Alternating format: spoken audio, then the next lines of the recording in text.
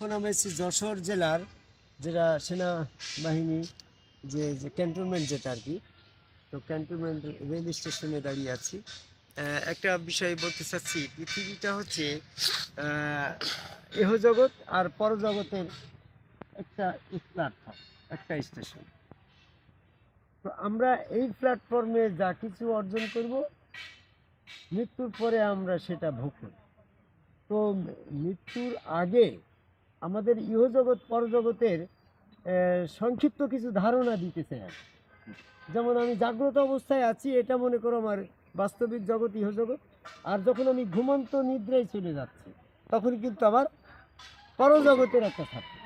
ইহজগতে আমি দুনিয়াদারিতে জাগ্রত অবস্থায় কী কী করছি আর কী করছি না, কিছুই তখন আর মেমোরিতে থাকছে না।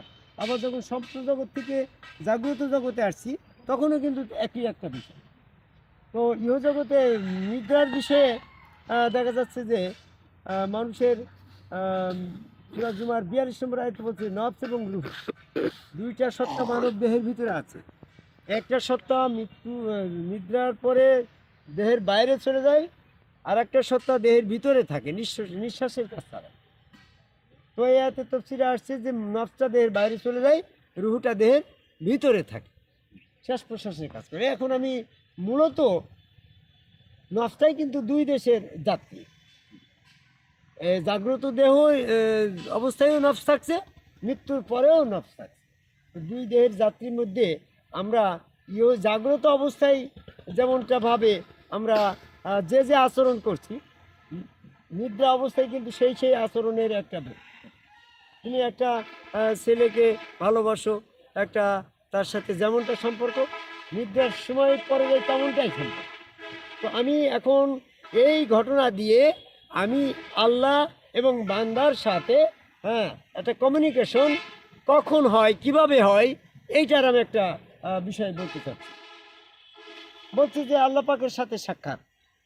হে মানব, তুমি কঠোর সাধনা করো, অবশ্যই তোমার রবের সাথে মুলাকাত হবে। তো এই মুলাকাতটা সূরা ইনশিকাকে 6 নম্বর আয়াত।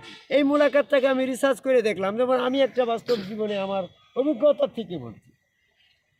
এমনকি আমার এখানে হয়তো জাগতিকভাবে অনেক কিছুর উন্নয়ন ঘটেছে। 1400 বছর আগে এই পৃথিবীর যে সিচুয়েশন ছিল, আজকে 1400 বছর পরে অনেক উন্নয়ন ঘটেছে নাকি? যেমন মিডিয়ার যুগ, বিভিন্ন যুগ চলছে। কিন্তু মোহাম্মদ সাল্লাল্লাহু আলাইহি ওয়াসাল্লামের পিরিয়ডে, আদম আলাইহিস সালামের পিরিয়ডে, নবীদের পিরিয়ডে যে ব্যবস্থাপনা স্বপ্ন জগতে ছিল, সেই স্বপ্ন জগতের কিন্তু কোনো পরিবর্তন নাই।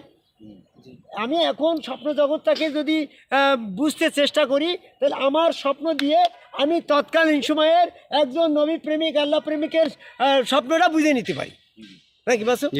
তাহলে আমি দেখা যাচ্ছে যে এখন আমার গুরু হযরত খাজা নিজামুদ্দিন আহমেদ চিশতির এসকে দেওয়া হয়ে তাকে যেখানে পাই সেখানেই সেজদা করি, যেখানে পাই সেখানেই জড়িয়ে ধরি, যেখানে পাই সেখানেই প্রভু বলে তার কাছে সমর্পিত হই।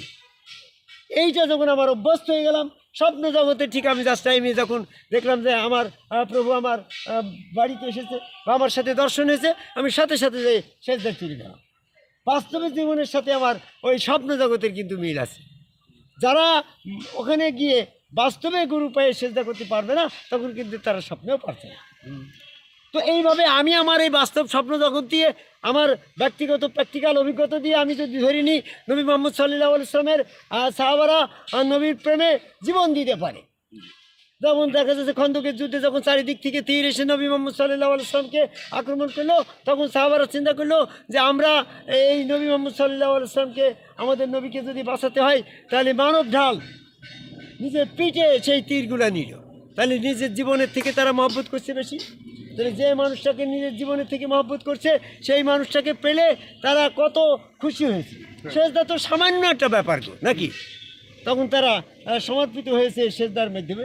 স্বপ্ন জগতে যখন ওই নবী মুহাম্মদ সাল্লাল্লাহু আলাইহি ওয়াসাল্লামকে দেখেছে, তখন তারা সেজদায় চলে গেছে। তো সেখানে সেজদার ব্যাপারে যে নবী মুহাম্মদ সাল্লাল্লাহু আলাইহি ওয়াসাল্লামের এক সাহাবা বলছে, ইয়া রাসূলুল্লাহ, আপনি আমাকে আমার ঘরে রাত্রি গিয়েছিলেন, আমি তো আপনাকে স্বপ্নে সেজদা দিয়েছি। তো বলছে না না, আমি তোমার ঘরে যাইনি বাবা, আমি তোমার ঘরে যাবো কী করে, আমি তো, তুমি তোমার ছেলে মেয়ে নিয়ে শায়িত আছো, নিদ্রা আছো, আমি সেখানে গেলে একটা লজ্জার ব্যাপার হয়, আমি যাইনি বাবা, তুমি যত কিছুই বলো। বলছে আপনি যদি না জানতে আমি যে সঙ্গে আপনাকে সেজদা দিলাম, তাহলে আমি শয়তানকে সেজদা দিলাম। তো বলছে না না না, আমার শয়তান ধরতে পারে না। তখন তো বলছে আমি জানি, আপনি জানি এটাও সত্যি, শয়তান জানি এটাও সত্যি, আপনি তার মিথ্যা বলেন না। আবার আমি যে সঙ্গে আপনাকে দেখলাম এটাও তো সত্য, তাহলে আমি কাকে দেখলাম? তখন নবী মুহাম্মদ সাল্লাল্লাহু আলাইহি ওয়াসাল্লাম তো তার সত্য প্রকাশ করার জন্য একটা দায়িত্ববোধ এসে গেল না। তিনি যদি সেখানে সত্য প্রকাশ না করে তাও কিন্তু সমস্যা। এই জন্য তখন তিনি বললেন মান রানি ফাকাত রাইল হাক ফিমান, আমি যে স্বপ্নে আমাকে দেখলো সে সঙ্গে আল্লাহকে দেখলো, কারণ আমার চেহারা শয়তান ধারণ করতে পারে না। এই যে ঘটনা, তাহলে বাস্তবে যারা রসুল প্রেমিক হচ্ছে তারা স্বপ্ন জগতে আল্লাহ পাচ্ছে। এই জন্য সূরা ইনশিকাকে 6 নম্বর আয়াতে বলল তুমি কঠোর সাধনা করো। কঠোর সাধনা কি? কঠোর প্রেম করো, কঠোর ইবাদত করো। এই যে সূরা হিজরের 99 নম্বর আয়াতে বলছে না, তুমি ততক্ষণ পর্যন্ত ইবাদত বন্দিগি করো যতক্ষণ পর্যন্ত নিশ্চিত বিশ্বাসী না হও। নিশ্চিত বিশ্বাসী হওয়া পর্যন্ত, আমানত থেকে নিশ্চিত বিশ্বাসী পর্যন্ত তোমাকে গুরু দাসত্ব করতে হবে, ওরই তোমার ইবাদত। আবু বকর ওমর ওসমান রসুল মুহাম্মদ সাল্লাল্লাহু আলাইহি ওয়াসাল্লামের সাথে সমস্ত দাসত্ব করে সে একই স্তরে পৌঁছে, যখন সে একই স্তরে পৌঁছলো তখন সে সেজদায় চলে গেল। সেজদায় যাওয়ার পরে স্বপ্নে তার ওই রসুল সুরতে আল্লাহ পাকের মুলাকাত ঘটল। এই জন্য সূরা ইনশিকাকে 6 নম্বর আয়াতে বলছে তুমি কঠোর সাধনা করো, রবের মুলাকাত পাবে। তাহলে যার যার গুরু তার রসুল। এই যে আমাদের স্বপ্ন দিয়ে আমরা যখন গুরুকে যেভাবে স্বপ্নে গুরু স্রোতে রসুল স্রোতে আল্লাহ দর্শন করছি, নবী সাহাবারা ওই রকমভাবেই স্বপ্নে তাদের রসুল স্রোতে আল্লাহ দর্শন করছে। মুসা নবী, ঈসা নবী, আদম নবী, সমস্ত নবীর উম্মতগণ তাদের রসুল স্রোতে স্বপ্নের মাধ্যমে আল্লাহ দর্শন করছে। এটি হচ্ছে এই জগতে আল্লাহ পাকের সাথে মুলাকাতের উপায়। এই জন্য আমরা গুরু প্রেমিক হব আল্লাহর উছিলায়। আল্লাহ হচ্ছে, আল্লাহর মিডিয়া হচ্ছে রসুল। এই জন্য সূরা মাইদার 35 নম্বর আয়াতে বলি ইয়া আইয়ুহাল্লাযীনা আমানুত্তাকুল্লাহ ওয়াবতাগু ইলাইহিল ওয়াসিলা।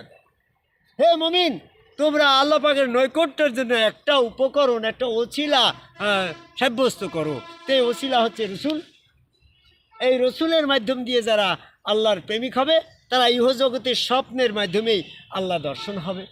অনেক সময় স্বপ্নের বাইরেও সরাসরিও আল্লাহর দর্শন হয়, সেটা হচ্ছে উচ্চমার্গের ব্যাপার। সে বিষয়গুলো নিয়ে সাধারণ ভক্তের ভিতরে আমি বলতে চাচ্ছি না। এটা যার যার গুরু সঙ্গের মাধ্যমে কখন কোন ঘটনা ঘটে এটা তার নিজস্ব অনুভূতির ভিতর দিয়ে প্রভু দর্শন। তাই যা আদম কাবায় সেজদাকারী একজন সমগ্র রসুলের কাছে বায়াত গ্রহণের মাধ্যমে আদম সেজদা করলে তখন মস্তিষ্ক থেকে শয়তান চলে যায়, তখন সে ডাইরেক্ট আল্লাহ পাকের প্রেমিক হয়ে যায়। আল্লাহ পাকের প্রেমিকের স্তরে গিয়ে গুরু শিষ্যের ভিতরে কোন খেলা চলে সেটা সেই গুরু শিষ্য তারাই মাত্র জানে। এটা সে যার যার ভেদ তার।